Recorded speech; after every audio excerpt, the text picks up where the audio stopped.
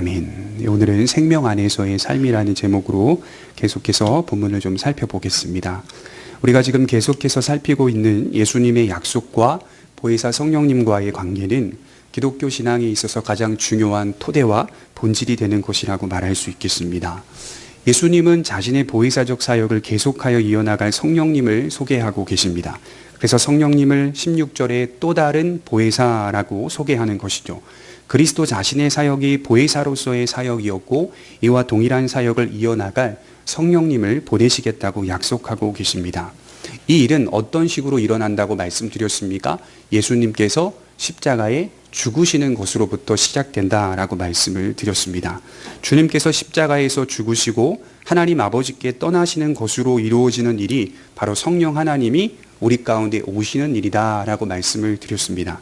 예수님은 근심과 두려움에 휩싸인 제자들에게 내가 떠나는 것은 14장 2절에 너희의 거처를 예비하기 위함이라고 말씀하셨습니다. 예수 그리스도는 성부 하나님의 존전에서 또는 하나님의 나라에서 그의 백성들이 머물 집을 예비하시고 건축하신다라고 하신 겁니다. 이와 병행해서 생각해 볼 수 있는 내용이 바로 성령이 우리 가운데 거처를 삼으신다는 것입니다. 그래서 우리 요한복음 14장에 보면 아주 독특하고도 특별한 단어가 나오는데 2절과 3절과 우리가 읽은 23절에 거처라는 단어입니다. 거처. 이 헬라어로 토포스라고 하는 단어인데요. 이 거처 또는 집이라는 뜻 또는 장소라는 뜻이라고 이해할 수 있겠죠. 이게 아주 독특하게 요한복음에만 나오는 단어라고 소개할 수 있는 것입니다. 그리스도가 하나님 아버지의 존전에서 그의 백성들을 위해서 거할 집을 예비하시는 것처럼 보혜사로서의 성령님은 신자 속에서 성부와 성자가 머물 집을 준비하고 계시는 겁니다. 그래서 오늘 본문을 이해할 때 거처라고 하는 단어를 놓쳐서는 안 됩니다. 그러니까 예수님은 하나님 아버지 집에 이르시면서 그 나라에서 하나님의 존전에서 우리가 거할 집을, 거할 장소와 거처를 건축하고 예비하고 계시고 동시에 성령님은 성부 하나님과 성자 예수님이 우리 마음 가운데 오셔서 머물 집을 건축하고 계시는 겁니다. 그래서 두 가지를 양립해서 생각해 볼 수 있고 이 두 가지의 주제는 병행하는 관계라고 보통 이야기할 수 있는 것이죠. 그래서 이렇게 체계적이고 구체적으로 예수님께서 우리를 지키시고 돌보시고 계시는구나 이론적으로만 이해할 게 아니라 이 거처라는 의미가 하나님 아버지 집에서는 영원히 우리가 거할 집을 건축하시는 예수님의 노역이 동시에 있을 것이고 함께 나란히 성령님께서 우리 안에 성부 하나님과 성자 예수님을 모시고 살아갈 수 있도록 우리 안에 집을 건축하고 있다는 것을 볼 때 과연 예수님이 제자들 곁에서 떠나신다는 것이 이것이 진짜 떠나는 것이냐라고 질문을 해볼 때 이것은 결코 떠나는 것이 아니요. 예수님이 우리와 더 친밀한 관계를 유지하기 위해서 만들어내시는 하나님의 설계와 계획과 뜻이라고 볼 수 있는 것이겠죠. 굉장히 중요한 것입니다. 그래서 에베소서 2장 22절에 바울은 너희도 성령 안에서 하나님이 거하실 처소가 되기 위하여 이렇게 표현하고 있죠. 너희도 성령 안에서 하나님이 거하실 처소. 우리가 하나님을 맞아들이고 하나님이 거하실 처소가 된다는 사실이 얼마나 감격스러운 일이요 얼마나 영광스러운 일인지를 설명하고 있는 것입니다. 쉽게 말해 성령님은 세상이 알지 못하고 인식할 수 없는 하나님의 집을 건축하시는 건축자라고 말할 수 있겠습니다. 머물 집 거할 처소라는 주제가 요한복음 14장에서 얼마나 중심 주제인지 우리가 이렇게 살펴볼 수 있는 것이죠. 그만큼 우리를 향한 하나님의 신실한 사랑이 얼마나 체계적이고 견고하게 역사되고 있는지 우리는 알아야 합니다. 한 성도가 가진 믿음이 하나님의 신실한 계획과 섭리와 작정과 의지 속에 구체적으로 우리 안에 실현되고 성취되고 있는 것입니다. 그래서 오늘 주님이 제자들 곁에서 떠나시는 것이 결코 손해가 되거나 너희에게 피해가 되는 것이 아니라 그것은 오히려 우리에게 더 깊고 다양하며 크며 넓은 은혜를 주시기 위함이라는 사실을 말씀하고 있는 것이죠. 성령이 한 영혼 안에 거처를 삼으시고 그 안에서 역사하시는 일은 사실은 참 신비한 일입니다. 이것을 연합이라는 교리로서 기독교가 말하고 있지만 어떻게 예수님이 우리 가운데 오시고 성령님이 우리 가운데 오시는가라고 이야기할 때 이론적으로는 연합이라는 교리로밖에 설명할 수 없지만 실제적으로 성령이 우리 속에 함께 하시고 머문다는 이 사실을 설명할 방법은 사실 없는 것입니다. 굉장히 신비한 일이죠. 그래서 여러분들이 가진 믿음이, 또 제가 가진 예수 그리스도에 대한 믿음이 얼마나 신비한지 모르고 특별한지 모릅니다. 예수님이 하나님 안에 있는 본질이라는 사실을 알게 하시고, 나아가 모든 믿는 자가 그런 예수님 안에 있다는 사실 또한 알게 하십니다. 우리의 영혼이 살아남을 통해서 우리는 예수님을 보게 됩니다. 본다는 것은 훗날 맞이하게 될 신랑이실 주님을 본다는 의미만이 아니라, 오늘 우리 삶에 예수님을 만나고 보며 들으며 경험하며 산다는 뜻이 될 것입니다. 이런 은혜의 이면에 누가 계십니까? 성령의 내주하심이 있다라고 분명하게 말씀하고 있습니다. 이것을 통하여 우리는 하나님 아버지와 예수님과 성령님 안에 신비한 연합을 이루고 있는 것입니다. 그런데 한 가지 엉뚱한 부분이 있습니다. 한 영혼 속에 우리 안에 거하시는 성령의 내주하심이 이처럼 신비하기 때문에 때로는 많은 성도들이 엉뚱한 부작용을 낳는 경우가 있음을 기억해 볼 필요가 있습니다. 성령이 우리 속에 우리와 함께 영원히 거하신다는 사실이 매우 신비한 은혜이기에 어떤 사람들은 너무나도 무관심하게 생각하는 경향이 있죠. 그것은 신비한 일이기 때문에 나와는 상관없는 일이요, 막연한 것이요, 애매한 것이라고 치부해 버리는 사람들이 있습니다. 이것이 너무 신비하기 때문에 신령한 것에 눈을 감고 사는 사람들이 있습니다. 그러니까 교회를 다니는 사람들 중에서도 성령이 우리 가운데 역사하시고 동행하신다는 사실을 듣기만 했을 뿐이지 실제적으로 그것을 와닿게 다가오는, 또 받아들이는 사람들이 많지 않다는 것입니다. 여러분, 모든 인간은 영적인 존재입니다. 인간 존재 자체가 신령한 일과 무관하지 않습니다. 바울이 자주 쓰는 말들 가운데 하나가 영적이다라는 말이었습니다. 이 영적이다라는 말은 영적인 존재를 나타낼 때 쓰는 말이고, 영적인 삶을 나타낼 때 쓰는 말입니다. 우리는 영적인 것을 사모하고 영적인 인생을 사는 사람이 돼야 한다, 이렇게 바울은 강조합니다. 이 말의 의미는 본질적으로 인간은 영적인 존재로 창조되었고, 물리적인 공간 안에 물리적인 제한을 받는다 하여도 물리적인 것을 초월하여 영원한 것을 바라보며 사는 존재라는 뜻입니다. 그러니까 그리스도인이 된다는 것은 이 사실을 아주 분명하게 깨닫고, 이제는 내가 육에 속한 자가 아니라 성령에 속한 자, 또는 영에 속한 자라는 사실을 확신하며 그리스도 예수 안에서 하나님의 영광을 위하여 살아가야 할 책임이 있는 것입니다. 그런 그리스도인이 믿음을 일으키시고 약동케 하시고 믿음의 동력이신 성령 하나님에 대하여 무관심하게 생각하고 있다면 이것은 대단히 잘못된 태도입니다. 우리들의 그런 무관심 속에서도 성령님은 여전히 오늘 말씀대로 보면 우리 속에, 우리 곁에 함께하며 우리를 붙들어주고 계신다고 약속하고 계십니다. 그러니까 너무 막연하거나 너무 애매하거나 너무 나와는 관계없는 일로 치부해버리는 자세와 태도는 이게 잘못된 것입니다. 여러분, 반면에 반대로 생각해 볼 때 어떤 사람들은 성령님에 대하여 조금 더 생생하게 직접적으로 경험하기 원한 나머지 자꾸 엉뚱한 곳을 찾아다니는 성도들도 있습니다. 성령님께서 한 영혼 속에 거처를 삼는 일이 신비한 일이라고 해서 어떤 신비한 경험에 지나치게 집착하려는 성도들이 있습니다. 자신의 오감이 그 신비한 경험과 체험을 지속적으로 해야 한다고 여기는 것입니다. 그 오감이 경험하지 못하면 불안해하는 성도들이 있어요. 제가 실제로 대학을 다닐 때 어떤 한 자매를 알고 있었는데, 이 자매가 상당히 신비한 체험을 강조하는 교회를 다녔단 말이죠. 근데 이 자매에게 어떤 이상한 강박증이 있냐면, 신비한 체험과 경험이 자신에게 아주 긴 거리와 차이를 두고 주어지지 않으면 불안해하는 거예요. 자꾸 어떤 시점에 따라서 계속하여 어떤 신비한 경험이 자기의 오감을 만족시키는 그런 체험들이 있어야 된다고 생각하는 거죠.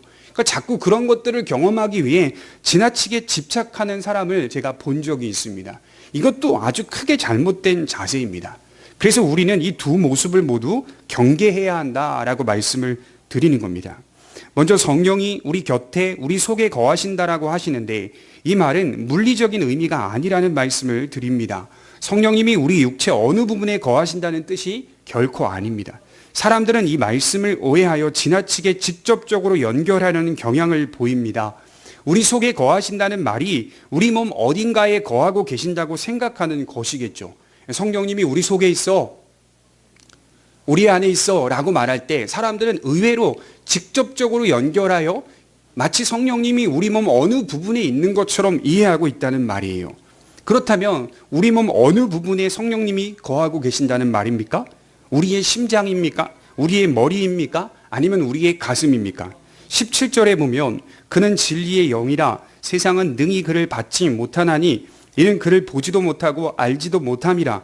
그러나 너희는 그를 아나니 그는 너희와 함께 거하시며 또 너희 속에 계시겠습니다.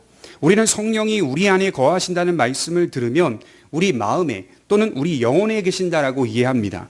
이것은 정말 아주 성경적인 이해입니다. 우리 마음에 계시고 우리 영혼에 계신다. 이건 성경적으로 이해하고 있는 거예요. 그러나 문제는 우리의 영혼은 우리 몸 어느 부분에 있습니까? 우리의 영혼은 도대체 우리 몸 어느 부분에 있습니까? 그것을 말하기도 상당히 불가능한 것입니다. 우리에게 영혼이 있다는 사실을 알면서도 그것을 자각하고 의식하면서도 도대체 영혼은 어디에 있는지 설명하기가 상당히 까다롭다는 말이죠. 마음이 답답하고 괴로울 때 가슴이 터질 것 같으며 실제로 가슴에 통증을 느끼기도 합니다. 괴로울 때 머리가 터질 것 같은 두통의 경험을 하기도 합니다. 그러니 자연스럽게 우리는 우리의 영혼이 우리의 심장에 있다거나 또는 우리의 영혼이 우리의 머리, 뇌에 있다거나 라고 하는 생각으로 귀결이 되는 것이죠. 여러분, 근래 들어서 뇌과학이 발달하면서도 인간의 영혼이 뇌에 있다고 여기는 이론이 상당히 많이 나왔습니다. 인간의 활동이 대부분 뇌와 관련돼 있으며 뇌의 통제를 받고 있는 것은 사실입니다. 실제로 인간의 모든 활동들이 대부분 뇌와 밀접하게 관련돼 있다는 사실을 부인할 수는 없어요. 그러나 그렇다고 해서 뇌가 곧 인간의 영혼이라고 한다거나 인간의 영혼이 뇌에 있다라고 말하는 것은 상당히 잘못된 주장입니다. 이것은 사실 따지고 보면 우리의 몸이 곧 영혼이다라고 말하는 잘못된 이론이에요. 영혼은 없다라고 결국 그렇게 이야기하는 것과 같아요. 영혼이 인간의 몸과 어떻게 결합되어 있는지는 누구도 알 수 없습니다. 그러나 이러한 연구들이 시도되고 발전되는 이유는 사람의 몸과 영혼이 결합되어 있다는 사실을 누구든지 느끼고 있기 때문입니다. 인간은 단지 몸으로만 구성되어 있는 것이 아니라는 것을 인간 스스로가 느끼고 있기 때문에 뇌과학이 발달하면서 도대체 그럼 영혼은 어디에 있지라고 하는 것을 막 찾고 있는 거예요. 연구하고 있는 거예요. 그래서 내린 결론이 아마도 영혼은 뇌에 있을 것이다 라고 하는 주장이 계속해서 반복하여 나오고 있는 것이죠. 그러나 이것은 매우 잘못된 주장이요, 영혼을 설명하는 것이 불가능하다는 사실을 말씀을 드립니다. 인간을 단지 육체로만 판단하기에는 너무나 신비한 모습 투성이기 때문이겠죠. 흔히 인간의 영혼과 같은 것을 비현실적인 것이라고 여기는 사람들이 있습니다. 특별히 인간 내면에 일어나는 일들, 그런 일들은 다 비현실적인 것이라고 말하는 사람들을 본 적이 있죠. 그들이 생각하는 비현실적인 것이 무엇입니까? 눈으로 보고 듣고 만지지 못하는 것들은 모두 비현실적인 것이라고 생각하는 겁니다. 그러니까 다시 말해 육적 감각을 초월하는 모든 것들은 전부 비현실적인 것이라고 말합니다. 그러나 사람들은 살면서 인간이 단지 육적인 존재가 아니라는 사실을 경험하고 생각하게 되는데, 때로는 육적인 삶을 살면서도 우리의 본성적으로 우리에게 영혼이 있다는 것을 의식하고 영혼성에 대하여 생각하게 되는 것입니다. 그래서 예수님을 안 믿는 사람들의 마음도 가만히 들여다보면 육체적인 것을 강조하면서도 그들의 삶을 가만히 들여다보면 무언가 영혼을 생각하고 영혼성에 대한 묵상을 계속하고 있다는 말이에요. 그러니까 예를 들어서 안 믿는 철학자들도 철학이라는 관점으로서 사람들에게 이해할 수 없는 이론들을 자꾸 내세우고 있지만 그 관점 속에는 영혼에 대한 갈망이 있단 말이에요. 영혼성에 대한 갈망이 있기 때문에 인간은 항상 육체적인 것을 강조하면서도 영혼에 대한 것 또는 영혼성에 대한 것을 함께 나란히 강조하고 있다는 이 모순적인 모습을 볼 수가 있는 것이죠. 그러면서도 본인은 나는 비현실적인 것을 받아들일 수 없어라고 말을 하면서 살고 있다는 말이죠. 그래서 믿지 않는 사람들이 만들어내는 영화나 예술 작품들은 인간에게 영혼이 있다는 사실을 드러내주는 간접적인 증거가 될 수가 있습니다. 인간은 때론 육체적인 삶을 살면서도 육체가 자신의 존재와 가장 가깝다고 여기기보다 영혼이 더 가깝고 소중하다는 사실을 느끼기도 한다는 말이죠. 그래서 본능적으로 몸보다 영혼을 더 소중하게 여기는 경향을 보이기도 합니다. 이러한 사실을 통하여 몸과 영혼이 한 인격 안에 결합되어 있다는 사실을 발견하게 되는 것이죠. 그러니까 나라고 하는 자아를 발견하려고 애를 쓰는데 그것은 단지 몸으로만 발견될 수 있는 것이 아님을 깨달으며 오히려 나라는 자아는 영혼을 통해서만 발견될 수 있다는 느낌을 받고 자각하기 때문에 오히려 몸보다 영혼이 더 가깝게 느끼기도 한다는 말이 되는 겁니다. 그래서 물리적인 감각을 초월한 모든 것들은 비현실적인 것이라고 치부해버리는 사람들의 주장도 사실은 맞지 않습니다. 모든 인간은 본능적으로 그들이 말하는 비현실적인 것을 추구하는 삶을 살고 있기 때문인 것이죠. 그러나 사실 그들이 말하는 비현실적인 것은 우리 현실 속에 이미 들어와 있는 것을 뜻하기도 합니다. 영혼에 대한 본능, 영원성에 대한 의식은 모든 인간이 가진 동일한 지식이라고 말합니다. 그러니 이러한 것들을 모두 비현실적인 것이라고 결론 짓는 것은 매우 잘못된 일이요. 어떻게 생각해 보면 비현실적인 영적 세계가 우리가 눈으로 보고 듣고 만지는 세계보다 훨씬 더 견고하고 확실하다고도 볼 수 있을 것입니다. 그러니까 저는 말씀을 준비하면서 그런 생각이 들더라고요. 좀 어렵긴 하겠지만 이 비현실적인 것들이다라고 치부해버리며 영적 세계가 없다라고 말하는 육체적인 사람들도 그들이 그렇게 말할 수밖에 없는 이유가 그것을 언어로 설명하기가 어려울 뿐이지 사실 성경을 보고 성경을 믿는 저희 입장에서는 이 영적 세계가 너무나도 훌륭하고 너무나도 견고하고 너무나도 확실하기 때문에 인간은 그렇게밖에 설명할 수가 없는 것이라고 저는 생각이 들더라고요. 그러니까 예수님께서 또는 바울이 영적인 일이요 영적인 사람이 되어야 한다라고 말할 때 그 영적 세계가 있다라는 사실을 분명하게 그 바탕으로 깔고 우리에게 증거해 주고 있다는 말이죠. 인간은 사르크라고 하는 몸을 가지고 인생을 살지만 육체를 가지고 인생을 살지만 사르크를 넘어서 소마라고 하는 생명이라는 뜻이라는 단어입니다. 이 소마의 삶을 살게 된다 이렇게 바울이 강조하고 있거든요. 그러니까 육체를 가지고 오늘 여기서 썩어 뭉드러지고 죽을 육체를 가지고 영혼을 위한 인생을 산다는 말이죠. 그러니까 인간이 가지고 있는 본성이 영혼성에 대한 묵상을 떼어놓고 분리하며 인생을 살고 있지 않다는 말이 되는 것입니다. 그래서 한편으로는 비현실적이라고 말을 한다 하더라도 그 사람은 그렇게 말할 뿐이요. 우리가 볼 때에는 영적인 세계가 훨씬 더 견고하고 확실하기 때문에 그렇게밖에 말을 하지 못하는 것이라고 생각하게 되는 것이죠. 어렵죠. 그죠? 너무 어렵죠. 그러나 분명한 것은 우리 내면에 일어나는 그들이 그렇게 조롱하고 그들이 그렇게 비판하는 비현실적인 것들이 이미 우리 안에 들어와 있고 그 안에서 우리는 삶을 살아가고 있다는 사실을 말씀을 드리는 겁니다. 모든 인간은 영혼에 대한 본능, 영혼성에 대한 의식이 자리 잡혀 있습니다. 그러니 이러한 것들을 모두 비현실적이라고 말할 수는 없습니다. 그것을 표현할 영적 감각이 없기 때문에 그저 그렇게 말할 뿐이라고 말할 수 있습니다. 자, 이제 성령이 우리 안에, 우리 속에 거하신다는 말의 의미를 생각해 보면 대체로 성령이 내 안에 거하신다는 말을 우리 마음에 또는 우리 영혼에 거하신다라고 이해합니다. 지금 제가 말씀드렸다시피 우리 몸의 특정 부분에 계신다는 뜻이 아니라 우리와 영적으로 가까이 계시며 함께 하시고 하나 되신다는 뜻을 의미하는 내용입니다. 다시 말해 물리적인 공간의 언어를 빌려서 영적인 하나됨 또는 가까움을 표현한 것이지 성령이 물리적인 공간의 영향을 받고 있다는 뜻이 아닙니다. 이해가 되시죠? 은사를 추구하는 교회의 맹점, 잘못된 점은 성령이 물리적인 공간 안에 들어온다라고 생각하기 때문에 그들은 성령을 사용할 수 있다라고 착각하기 시작을 해요. 이해가 되십니까? 성령이여 오시옵소서 이런 말들은 성경에서 나오지 않아요. 그들이 그런 말을 자꾸 강조하는 이유는 성령을 물리적인 공간 안에 가두어 놓는 태도이기 때문이에요. 그렇지 않습니까?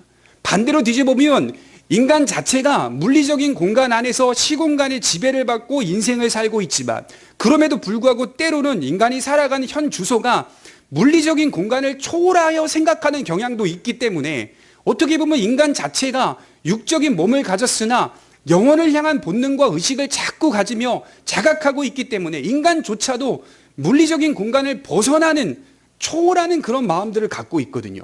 그런데 어떻게 성령을 내 물리적인 공간 안에 가두어 성령을 이리 사용하고 저리 사용할 수 있다는 말입니까? 이것은 대단히 잘못된 일이죠. 성령이 우리 속에 있고 우리와 함께 하신다는 말을 물리적인 공간 안에 영향을 받고 있다고 생각해서는 아닙니다. 안 됩니다. 내 몸 어딘가에 붙어 계신다는 뜻이 아니에요. 그래서 17절 원문에 보면 우리와 함께라는 단어가 이 전치사 파라인데요. 이게 보통은 우리 곁에라는 뜻이에요. 정확하게 번역하면 우리 근처에, 우리 가까이라는 뜻이에요. 이 파라라는 단어가요. 근데 우리와 함께라는 뜻으로 번역되기도 하는 것이죠. 또 우리 속에 n이라고 하는 전치사인데요. 우리 안에 있다라는 뜻으로 번역되기도 합니다. 이 말은 아주 가까운 관계를 표현하기 위해서 사용한 단어라는 것이에요. 자, 우리 오해할 때 쓰는 표현이죠. 하나됨이라는 표현도 자칫 우리와 성령이 하나 되어 있다는 사실로 인해서 우리가 마치 곧 성령 하나님인 것처럼 인식하려는 경향을 유발하는데, 이것은 본질상 하나라는 의미가 아니라 성령께서 우리와 아주 가까이 계신다는 의미이며, 이것은 어떤 것이 나에게 속해 있다는 뜻을 가지고 있습니다. 그러니까 성령이 우리와 하나 되었다라고 말할 때 어떤 것이 우리에게 속해 있다는 뜻을 가지고 어떤 가까움을 표현해내기 위해서 이런 표현들을 사용한다는 말이죠. 그러니까 이런 겁니다. 구약으로부터 우리가 자주 들어왔던 말씀 중에 너희는 내 백성이요 내 자녀, 또는 너희는 내게 속하였다라는 말이 우리 개개인에게 아주 실제적으로 적용된 것을 뜻하는 것입니다. 구약 성경을 읽다 보면 성전 신학이라는 것을 발견하게 되는데, 또는 회막 신학이라는 것을 발견하게 되는데, 이게 본질이 뭐냐면 성전은 또는 회막은 하나님이 거하시는 처소라는 뜻입니다. 그렇죠? 회막과 성전은 하나님께서 그의 백성들과 머무시는 장소요, 집이다, 이런 뜻을 갖고 있어요. 어떻게 보면 제가 말씀을 준비하면서 어떻게 보면 거처라는 의미를 깊이 묵상해 보니까 성경은 창세기부터 요한계시록까지 이런 표현은 없지만 거처 신학으로 다 감싸져 있다. 거처 신학. 하나님께서 그의 백성들과 머물며 함께하며 교통하며 화목하는 그 거처의 신학으로 다 풍부하게 자리를 잡고 있구나. 그렇지 않습니까? 원래 회막이라는 단어가 영어식 표현으로 보면 텐트 오브 미팅입니다. 그의 백성들과 미팅하는 곳이라는 거예요. 하나님께서 임재하셔서 함께 하시는 것, 하나님의 영광을 드러내시는 것, 그것은 회막이나 성전이 아니고서는 있을 수 없다라고 하는 것이 구약 성경의 본질 아닙니까? 그래서 구약의 백성들은 계속하여 회막에 나아가는 거예요. 성전에 나아가는 거예요. 왜요? 하나님을 만나기 위해서죠. 만나기 위해서. 자, 이러한 사실이 신약에서는 어떻게 다가오는 겁니까? 고린도전서 3장 16절에 보면 바울이 이렇게 말해요. 너희가 하나님의 성전인 것과 성령이 너희 안에 거하시는 것을 알지 못하느냐? 구약의 이런 본질적인 의미가 신약에서는 누가복음 19장 44절과 마가복음 14장 58절에 말하는 것처럼 예수님께서 이제 이 성전은 돌 하나도 남기지 않고 무너지게 될 것이다라고 예언과 함께 예수님의 죽으심을 통하여서 사흘 만에 부활하심을 통하여서 성령이 우리로 하여금 약속되어 성령을 보내시겠다고 하시는 예수님의 그 약속으로 하여금 무엇이 생겨났죠? 성전이 우리 속에 생겨난 거거든요. 성전이. 우리 안에 거처를 삼으시고 우리 안에 건축하시는, 우리와 함께 머무시는 하나님의 그 약속과 은혜가, 그 예언들이 우리 안에 성취되게 된다는 것을 말씀을 하는 것입니다. 그래서 신약은 구약의 예언들을 아주 구체적으로 성취하고 적용하는데 그 모습을 드러내주고 있다는 것이겠죠. 우리 안에 계신다는 사실로 인해서 우리가 성전이라는 사실로 인해 우리는 하나님의 임재를 경험하고 하나님과 주 예수 그리스도로부터 주어진 생명을 누릴 수 있게 된 것입니다. 이 일이 성령 하나님을 통해 우리 곁에, 우리 안에 역사하고 있다는 뜻이 되겠죠. 또한 성령이 우리 곁에, 우리 안에 주어진다는 사실은 단지 주어진 것으로 머물러 있는 의미가 아닙니다. 그래서 어떤 분들은 성령 하나님을 물건 받는 것처럼 이해하는 분들이 있습니다만, 성령 하나님은 물건처럼 받는 게 아니라 인격적으로 오시는 분입니다. 물건처럼 이해하시면 안 돼요. 우리와 함께 하시는 분이고 우리 곁에 계시는 분입니다. 이러한 성령을 받음을 통하여 지금 예수님이 약속하신 다양한 축복과 은혜들을 경험하고 누리게 된다는 것이겠죠. 그래서 17절에 그는 진리의 영이라고 하신 것을 보면 알 수 있듯이 성령은 무엇과 관련되어 있습니까? 진리와 관련이 되어 있다라고 말씀을 드리는 것이겠죠. 여러분, 사도행전 1장 4절에 보면 예수님이 부활하시고 제자들 앞에 자신의 모습을 보이신 후에 이런 말씀을 하죠. 승천 전에 예루살렘을 떠나지 말고 아버지의 약속을 기다리라, 이렇게 말씀을 하세요. 승천하시기 전에 예루살렘을 떠나지 말고 아버지의 약속을 기다리라. 그 약속이 누구십니까? 성령 하나님 아니십니까? 성령님을 기다리라. 그 성령님이 진리라는 의미를 가지고 있는 분이라는 거예요. 예수님께서 말씀하신 약속, 그 참된 약속을 실현하시는 분이 바로 성령님이라고 말씀을 하는 겁니다. 그러니까 진리는 성령께서 우리 가운데 실현하심을 통하여 적용되는 것이죠. 예수님이 진리를 전파하시고 내가 곧 진리다라고 말씀하시는데 거기서 머물러 있는 게 신앙이 아니라 그 진리가 성령의 오심을 통하여서 우리 가운데 실현되고 성취되게 되는 것을 의미합니다. 그래서 요한복음 16장 7절에 가보면 내가 떠나는 것이 너희에게 유익한 것이다 이렇게 말씀을 하고 계세요. 전혀 근심하거나 슬퍼할 일이 아니다 이렇게 말씀을 하고 계세요. 그래서 어떤 분들을 만나죠. 예수님 딱 한 번만 실제로 봤으면, 이런 분들이 있었거든요. 제가 사역하면서 내가 예수님을 딱 한 번만, 이스라엘 사람들처럼 딱 한 번만 육체적인 그 모습을 봤으면. 보고도 안 믿는다니까요. 이스라엘 사람들은 보고도 안 믿었어요. 물 위를 걸으셨죠. 오병이어의 사건을 보내셨죠. 죽은 나사로를 살리셨죠. 와, 대단하다. 안 믿었어요. 믿지 않았어요. 그건 말이 되지 않습니다. 우리에게 진정한 믿음이 있는 것은 성령이 우리 가운데 거하시고 거처를 삼으심을 통하여서 예수님이 나의 구주이시며 진리라는 사실을 발견하게 된다는 것이죠. 성령의 오심으로 제자들과 모든 믿는 자들은 다양하고도 깊고 넓은 은혜들을 경험하게 될 것이기 때문입니다. 이것이 바로 성령님에 대한 실상입니다. 바꿔 말해 성령님을 떠나서는 예수님이 말씀하신 그 넓고 깊은 다양한 은혜들을 경험할 방법이 없습니다. 그 어떤 은혜도 받거나 누릴 수 없다는 뜻입니다. 그래서 성령이 거처를 삼지 않은 사람은 언젠가는 자신의 실상을 드러낼 수밖에 없습니다. 나는 믿음이 없어 라고 하는 것을 드러낼 수밖에 없습니다. 사도행전 2장에 보면 베드로의 말씀을 들은 유대인들이 그 마음이 찔려서 우리가 어떻게 해야 할지를 묻고 있을 때 베드로는 이렇게 대답했죠. 베드로가 이르되 너희가 회개하여 각각 예수 그리스도의 이름으로 세례를 받고 죄사함을 받으라. 그리하면 성령의 선물을 받으리니. 복음의 핵심이자 복음의 본질을 두 가지로 요약할 수 있는데 그것은 죄사함의 은혜와 성령을 선물로 받는 것입니다. 이 두 가지가 동시에 나란히 언급됨을 통해 죄사함의 은혜와 성령을 선물로 받는 것이 복음의 본질이라는 것을 나타내고 있는 것이죠. 실제로 한 영혼 안에 성령이 찾아오시면 그 영혼은 회개하게 되고 예수님을 믿어 죄사함을 받습니다. 이것이 바로 기독교의 본질입니다. 그래서 누가복음 11장 13절에 우리가 잘 아는 말씀이죠. 구하라, 찾으라, 두드리라. 예수님께서 기도의 응답을 약속하시는 내용 중에 그 마지막 귀결과 귀착에 이런 말씀을 하셨어요. 너희가 악할지라도 자식에게 좋은 것을 줄 알거든 하물며 하늘아버지께서 구하는 자에게 성령을 주시지 않겠느냐. 주님이 구하라, 찾으라, 두드리라, 열린다, 찾을 것이다, 주실 것이다 라고 약속하시면서 주시는 것의 최고의 종결은 성령이다 라고 하는 것을 말씀을 하고 있는 것이죠. 사실 기도의 최고의 응답은 성령인 것입니다. 좋은 건 다 이 성령 안에 들어있다는 사실을 말씀을 하고 있습니다. 모든 축복과 은혜의 총체는 곧 성령 하나님을 마음에 모시는 것입니다. 성령을 선물로 받는 은혜가 가장 큰 은혜라는 사실을 강조하고 있는 것이겠죠. 저와 여러분들에게 하나님께서 큰 물질을 주시고 명예를 주시고 권세를 주십니다. 그러나 그 안에 죄사함의 은혜와 성령을 선물로 받는 그 역사가 없다면 그것은 사도들이 말한 대로 표현하자면 멸망의 지름길일 뿐입니다. 받은 모든 것들은 멸망의 지름길일 뿐이에요.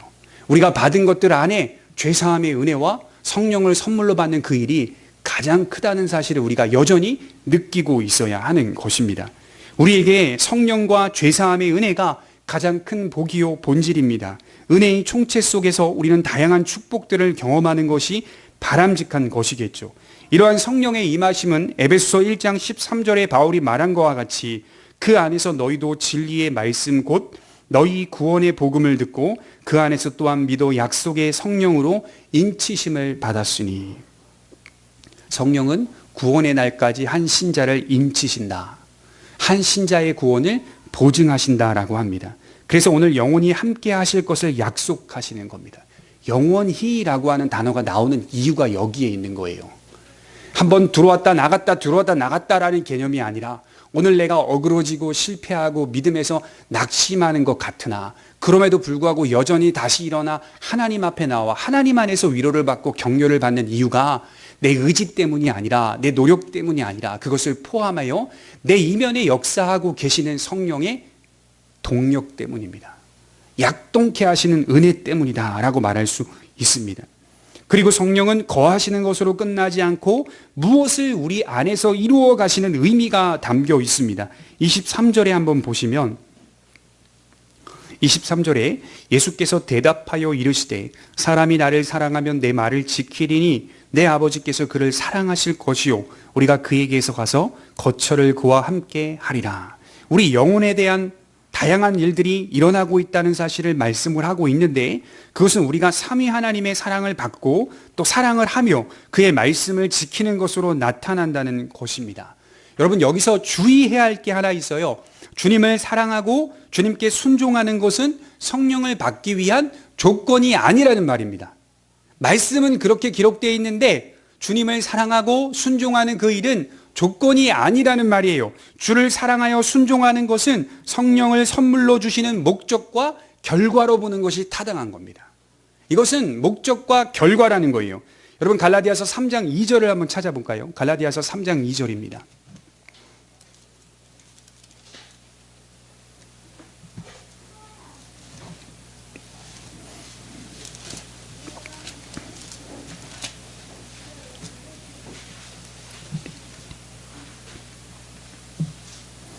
바울이 아주 중요한 말을 하고 있는데요. 갈라디아서 3장 2절입니다.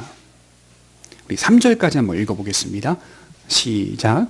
내가 너희에게서 다만 이것을 알려 하노니 너희가 성령을 받은 것이 율법의 행위로냐 혹은 듣고 믿음이로냐 너희가 이같이 어리석으냐 성령으로 시작하였다가 이제는 육체로 마치겠느냐. 이해가 되시죠? 정말 매우 중요한 말을 하고 있어요. 성령을 선물로 받은 것이 율법의 행위로냐 아니면 듣고 믿음으로냐 말하고 있듯이 행위로 받는다는 말은 우리의 어떠함으로 성령을 받을 수 있다는 말이 되기 때문에 이것은 분명 조건이 될 수 있는 아주 위험한 발언입니다. 그러니 바울은 갈라디아 교회 성도들에게 성령을 받는 일은 믿음으로만 가능하다라고 말하고 있는 것이죠. 그러므로 어떤 공로에 근거하여 성령을 선물로 받지 못한다는 말이 되는 거예요. 여러분 사도들이 사도행전에 보면 때로는 나도 성령을 좀 달라라고 하는 불신자들을 만나게 되거든요. 그렇지 않습니까? 그때 사도들이 말한 것이 무엇을 하면 성령을 받을 수 있다라고 말하지 않아요. 회개하여 믿음으로 성령을 받는 것이다 라고 말을 해요. 이것은 인간의 어떠함에 있는 것이 아니라 하나님께서 주시는 것이요 하나님을 그저 신뢰하고 믿음으로 받아들이는 것이다. 내 존재를 인정하고 구세주를 인정하여 받아들이는 것이다 라고 하는 것을 이야기할 수 있죠. 그래서 오늘 23절과 24절에 사람이 나를 사랑하면 또는 나를 사랑하지 아니하는 자는 이라는 표현은 조건이 아니라 성령을 주시는 목적과 결과로 이해할 수 있는 말씀입니다. 저와 여러분들이 예수님을 진실로 믿고 있다면 성령이 거하신다는 증거요 성령이 거하시는 목적은 주님을 사랑하게 만들며 그의 말씀을 따라 살게 한다는 뜻입니다. 성령을 받은 자의 모습은 이와 같이 사랑하며 사랑받으며 순종하는 형식을 통하여 우리 삶에 펼쳐지게 되는 것입니다. 그러니까 나라고 하는 한 영혼을 점검할 때 내가 하나님을 지금 사랑하고 있는가, 그리고 그 사랑 가운데 주의 말씀을 가장 소중한 말씀으로 받아들이고 있는가, 그 안에서 성령이 내 안에 머물고 있다는 것을 확인하게 되는 거예요. 나는 여전히 나만을 사랑하고 나는 여전히 하나님의 말씀을 소중하게 여기고 있지 않는다면 스스로를 경각심을 갖고 점검해 볼 필요는 있다는 거예요. 또 그렇다고 극단적으로 나에게는 성령이 없어 라고 말해서는 또 안 된다는 거예요. 그러니까 내가 닮아가는 것은 성령을 주시는 목적과 결과가 이처럼 주를 사랑하고 주에게 사랑을 받으며 또 주의 말씀에 순종하는 형식으로 이루어지고 있다면 나도 그러한 모습으로 닮아가야 하는 것이 성경의 가르침이라는 거예요. 이러한 형식과 틀을 벗어나서는 진리와 성령을 이해할 수 없다는 말을 예수님이 하는 거예요. 이 형식과 틀 속에서만 진리와 성령을 이해할 수 있다는 말이 되는 것입니다. 반대로 24절에 나를 사랑하지 아니하는 자는 내 말을 지키지 아니하나니 너희가 듣는 말은 내 말이 아니요 나를 보내신 아버지의 말씀이니라. 성령이 거하지 않는 자의 특징은, 결과는 하나님을 사랑하지 않고 주 예수 그리스도를 사랑하지 않으며 그의 말씀을 지키지 않는다라고 하는 것입니다. 여기서 되게 중요한 게 뭐냐면 이 말이 어떤 맥락에서 던져지냐면 22절에 가룟이 아닌 유다의 질문으로부터 시작됩니다. 이 말이 가룟이 아닌 유다의 질문이 뭐죠? 주님, 어찌하여 자기를 우리에게는 나타내시고 세상에는 아니하려 하시나이까? 라는 질문에서 주어진 것이겠죠. 세상에는 왜 드러내지 않으십니까? 이러한 복된 은혜, 지금까지 당신님께서 말한 여러 복된 은혜들을 왜 세상에는 나타내지 않으십니까? 라는 질문이었습니다. 이에 대하여 예수님의 대답은 참으로 깊고 놀라워요. 세상의 본질을 드러내셔서 세상에 속한 모든 것들은 이러한 약속과 축복들을 받지 못한다라는 사실을 이런 식으로 지금 표현하고 계시는 거예요. 예수님 자신을 나타내시는 것은 오직 그를 사랑하고 그의 말씀을 청종하는 자에게만 가능한 일이라는 말입니다. 세상에 속한 자들 또는 거짓의 아비인 마귀의 지배를 받고 어둠을 늘 좋아하는 그런 자들은 예수님을 볼 수도 없고 만날 수도 없으며 성령을 받을 수 없다는 말입니다. 여러분, 요한복음 1장을 시작하면서 이 사실이 얼마나 많이 거론되는지 몰라요. 요한복음 1장 4절에 그 안에 생명이 있었으니 이 생명은 사람들의 빛이라, 빛이 어두움에 비치되 어둠이 깨닫지 못하더라, 이렇게 시작을 해요. 또한 자기 땅에 오매 영접하지 아니하였더라, 이렇게 기록하고 있어요. 그렇습니다. 세상의 본질이 이러하므로 예수님께서 세상에 자신을 나타내셔도 결코 받아들이지 않으며 알지도 못한다라는 뜻입니다. 그렇죠. 그렇게나 많이 공생애 가운데 표적과 이적과 가르침으로 함께 하셨어도 여전히 예수님을 신뢰하고 믿었던 사람은 마지막에 가보면 소수밖에 되지 않았어요. 수많은 군중들이 예수님을 향하여 뭐라고 말했습니까? 십자가에 못 박게 하소서, 못 박게 하소서. 주님을 못 박았던 것을 우리는 잘 압니다. 저는 여기서 예수님을 나타내시고 알리시는 일은 어떤 자료나 증거를 통하여 정보를 얻는 의미가 아니라는 점을 발견하게 됩니다. 그러니까 예를 들어 이런 겁니다. 가룟이 아닌 유다의 질문은 이런 질문인 거예요. 그냥 잠깐 세상에 당신의 모습을 나타내시면 되는 거 아닙니까? 그리고 세상에게 당신이 지금 말한 여러 약속들의 지식들을 전달해주고 드러내주면 되는 거 아닙니까? 라고 하는 질문을 던진 거예요. 근데 예수님은 그렇게 대답하신 것이 아니라 정말 그리스도에 대한 정보와 지식과 분명한 알미 있는 그 토대와 근거는 정보나 지식을 단순히 드러내주는 것으로 세상이 아는 것이 아니라 정말 예수님을 생생하게 알고 있는가로 세상이 주님을 만날 수 있다는 말이 되는 것이죠. 그러니까 정보나 지식에 따라 예수님을 믿을 수 있는 의미가 아니라는 거예요. 그 의미를 어떻게 전달하고 있냐면 오늘 본문에 보면 아버지께서 내 안에 너희가 예수 그리스도의 안에 있는 것으로 알리라, 이렇게 표현하고 있다는 말이에요. 그러니까 예수님을 안다는 지식이 어디에 근거해야 되냐면 성부와 성자가 서로 하나 된 본질이라는 사실을 알게 되고 우리가 그런 성자 안에 거하고 있다는 사실을 깨달을 때에만 예수님을 안다고 할 수 있고 예수님을 본다고 할 수 있고 예수님을 만난다라고 말할 수 있다는 말이에요. 이 알은 구체적이고 아주 생생한 알미라고 말할 수 있는 것입니다. 쉽게 말해서 사랑받고 사랑하며 주의 말씀을 지키는 것으로 이어지는 이 알은 하나님께서 은밀하게 찾아오지 않으시면 알 수 없는 알미다, 이렇게 말할 수 있는 것이죠. 여러분, 우리에게 주님을 안다는 것이 추상적이거나 비현실적인 것이 아니라 생생한 현실로 다가온다는 뜻입니다. 그래서 안다는 말은 본다는 말이 될 것이고 본다는 말은 살았기 때문에 일어나는 결과를 뜻합니다. 여러 은혜들이 우리 영혼 안에 차곡차곡 쌓여서 하나의 큰 산을 이루고 있다는 사실로 인해 우리는 안다, 본다, 산다라는 말로 형성할 수 있는 것입니다. 예를 들어 부부가 가정을 이루고 육체가 결합하여 자녀를 출산했어도 그것으로 남편과 아내가 서로를 다 안다라고 말할 수는 없습니다. 수십 년 동안 함께 살았어도 마지막 숨이 멎을 때 이제 조금 서로를 안다라고 말하는 책의 글귀를 본 적이 있습니다. 사람이 서로가 서로를 아는 것도 수십 년이 걸리고 그것으로도 다 알지 못합니다. 그러니 우리는 서로가 서로를 자세히 알기보다는 추상적으로 알며 살아간다라고 말할 수도 있을 것입니다. 그런데 너무나 감사한 것은 하나님께서 우리 안에 거하시고 우리가 그의 안에 거하시는 이 우리 속에 성령을 통하여 끊임없이 자신을 말씀하시고 자신을 나타내시는 이 알은 그의 속성과 성품을 닮아가는 알미요, 그 안에서 누리는 참된 안정감을 경험하는 알미라는 것입니다.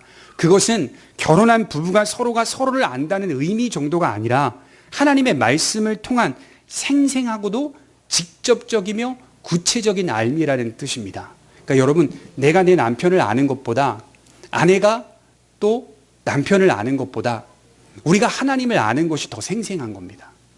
부부의 관계보다 훨씬 더 하나님을 아는 것이 구체적이고 생생한 알미다, 이렇게 표현할 수 있는 것이죠. 왜 그렇게 하나님은 이렇게 수많은 약속들을 허락하시는가? 이것이 험난하고 험한 세월을 살아가며 이겨내고 승리할 수 있도록 하시기 위함이라는 거예요. 하나님의 배려이며 호의입니다. 그러니까 어떻게 보면 너무 견고한 거예요.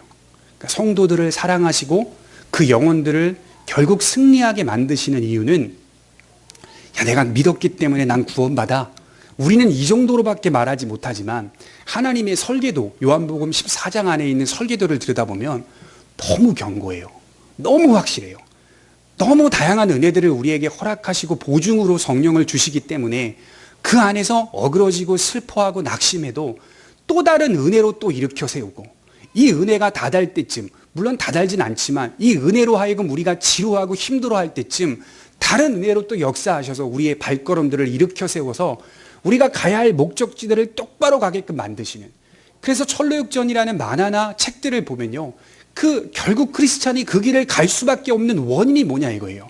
그의 믿음 때문이 아니라 성령이 계속하여 돕잖아요. 옆에서 위기에 처할 때마다 성령이 계속하여 도와서 일으켜 세우시고 걷게 하시고. 근데 크리스찬의 삶이 어렵지 않느냐? 아닙니다. 치고받고 피투성이가 되고 찢어지고 닳고 계속 그러잖아요. 그럼에도 불구하고 성령이 일으켜 세워주셔서 결국에는 십자가 앞에 서게 하여 결국 승리하게 만드시는 그 은혜가, 이처럼 예수님께서 제자들을 떠나심을 통하여 주어지는 성령 안에 담긴 여러 가지 다양한 약속들을 통하여서 유지될 수 있고 견고하게 이겨낼 수 있는 은혜다, 약속이다라고 말씀을 드리는 것입니다. 이런 배려와 호의가 있기 때문에 오늘도 우리는 하나님을 찾을 수 있는 것입니다. 기도하도록 하겠습니다.